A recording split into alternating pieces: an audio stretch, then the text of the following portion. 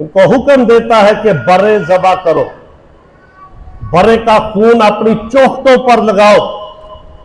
फसा का मतलब है गुजर जाना, छलांग लगाना। जिसके घर के चौखट पर बर्रे का खून होगा उनके पेलोठे महफूज होंगे, उनकी जानें महफूज होंगी। जिसके घर की चौखट पर बर्रे का खून नहीं होगा वो मार दिए जाएंगे, वो हलाक कर दिए जाएंगे।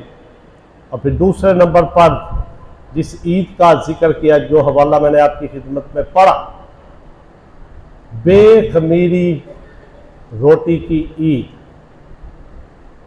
हर तरह का खमीर खुदा ने कहा अपने घरों से, अपनी जिंदगियों से दूर करने की जरूरत है।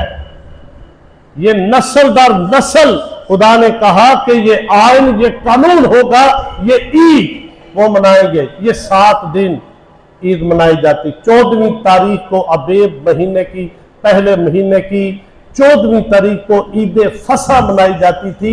और ईद फसा 15वीं तारीख को जब खत्म होती थी, उसके साथ ही 15वीं तारीख से 21वीं तारीख तक ये ईद मनाई जाती थी, जिसे बेखमीरी रोटी की ईद कहा जाता है।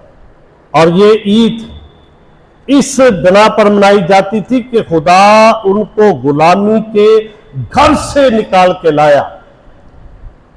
खमीर जो है वो गुनाह की अलामत है, खमीर जो है वो गुलामी की अलामत है। जब हम पालूस रसूल का खत कुरिन्थस की कलीसिया के नाम लिखा 5वां बाब और उसकी 6ठी और 7वीं आयत को पढ़ते हैं तो यहाँ पे बड़े वाज़ेह तौर पर बयान किया गया है, तुम्हारा फख्र करना खूब नहीं। क्या तुम नहीं जानते कि थोड़ा सा खमीर सारे गूंदे हुए आटे को खमीर कर देता है। पुराना खमीर निकाल कर अपने आप को पाक कर लो ताकि ताजा गुंदा हुआ आटा बन जाओ। चुनाचे तुम बेखमीर हो क्योंकि हमारा भी फसा यानी मसीह कुर्बान हुआ। बस आओ हम ईद करें, ना पुराने खमीर से और ना बदी और शरारत के खमीर से, बल्कि साफ दिली और सच्चाई की बेखमीरी रोटी से। ये बात खुदा ने बनी इस्राइल को वाज़े की। ये कानून, ये शरा जो यहां पे बयान की गई खरूश की किताब के अंदर कि 7 दिन तक तुम बेखमीरी रोटी खाना और पहले ही दिन से खमीर अपने अपने घरों से बाहर कर देना। मैंने बताया कि खमीर गुनाह की अलामत है और हमारी जिंदगियों के अंदर ये खमीर कसरत के साथ पाया जाता है। इसके बारे में पालूस रसूल कहता है कि हमें हर तरह का खमीर अपनी जिंदगियों से निकालने की जरूरत है।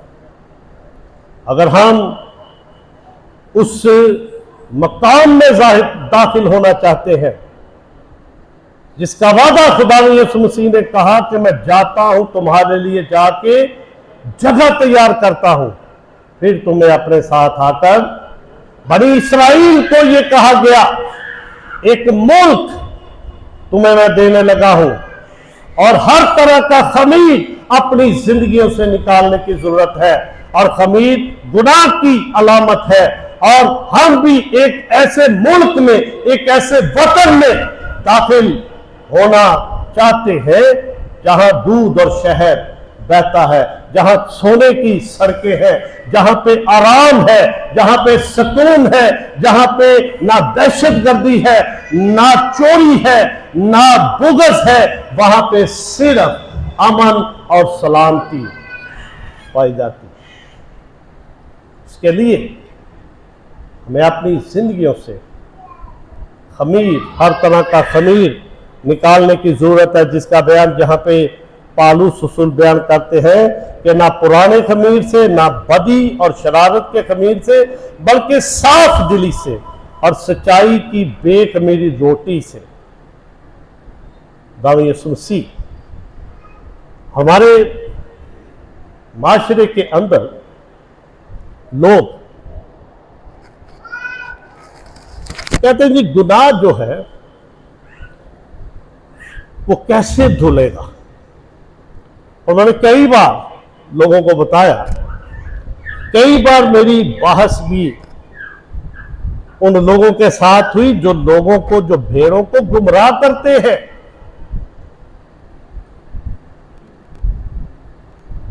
निजात या गुनाहों की मुआफी पानी के अंदर है कि जब तक पानी का बपतिस्मा नहीं लोगे तुम्हारे गुनाह माफ नहीं हो। उनको खुद समझ नहीं है, बेअकल। और दुनिया के अंदर, क्योंकि खुदा का कलाम बयान करता है कि पानी का बपतिस्मा बड़ा जरूरी है,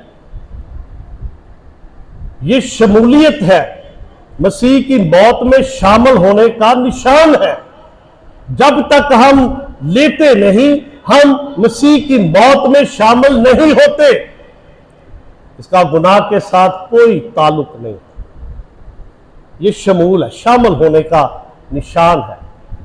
लेकिन जब हम गुनाहों की बात करते हैं, गुनाहों की मुआफी खुदा ने यीशु मसीह के खून में है। आखिरी फसा जब खुदा यीशु मसीह ने अपने शागिर्दों के साथ मनाई, उसने रोटी ली, तोड़ी, कहा लो ये मेरा बदन है जो तुम्हारे लिए तोड़ा जाता है। अंगूर का शीरा लिया, प्याला लिया, कहा कि ये मेरे खून में नया अहद है जो बथेरों के गुनाहों की मुआफी के वास्ते बहाया जाता है। अब खुदा का कलाम ये वाज़ेह कर रहा है, खुदा का कलाम इस बात को हम पर जाहिर करता है। कहेंगे जी आपकी जिंदगी के अंदर ये बीमारी है, आपके घरों के रिश्ते नहीं होते, आपके कारोबार बंद है, उसकी वजह है कि आप बपतिस्मा लें।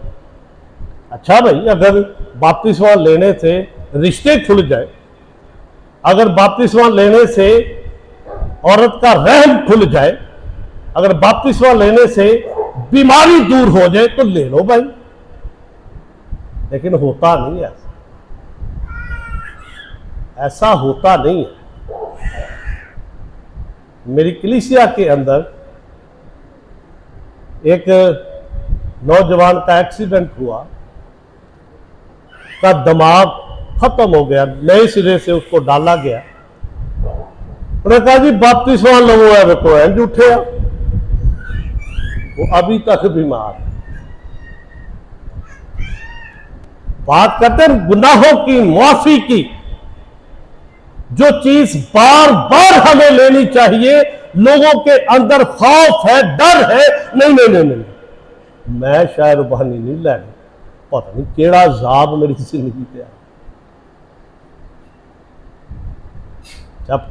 जब हम उसके तोड़े हुए बदन, बहाए हुए खून में शरीक होते हैं, पौलुस रसूल रोमियो की कलीसिया को खत लिखते हुए कहता है, जिस नेकी का मैं इरादा करता हूं वो मुझसे होती नहीं, लेकिन जिस बदी का मैं इरादा नहीं करता वो मुझसे, इंसान है, गुनाह गलतियां आपसे होती हैं, तो उसके लिए जरूरी है कि आप उसके बेटे के बहाए हुए खून में शरीक हो।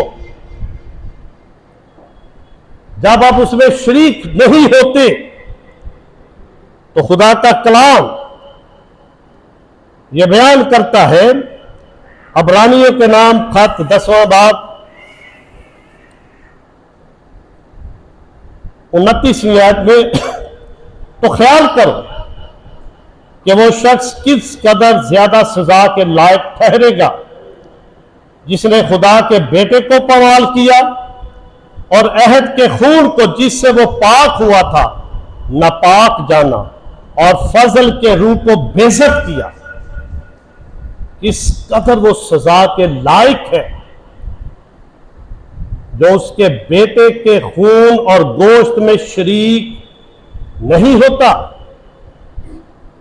और करंथस की कलीसिया के नाम पौलुस रसूल का खत और उसका 11वां बाब बड़े वाज़ेह तौर पर बयान करता है, क्योंकि जब कभी तुम इस रोटी खाते और इस प्याले में से पीते हो तो खुदावंद की मौत का इजहार करते हो कि जब तक वो ना आए। इसलिए पालूस रसूल कहता है, इसलिए खुदा इस्राएल को कहता है, हर तरह का खमीर अपनी जिंदगियों से निकाल दो।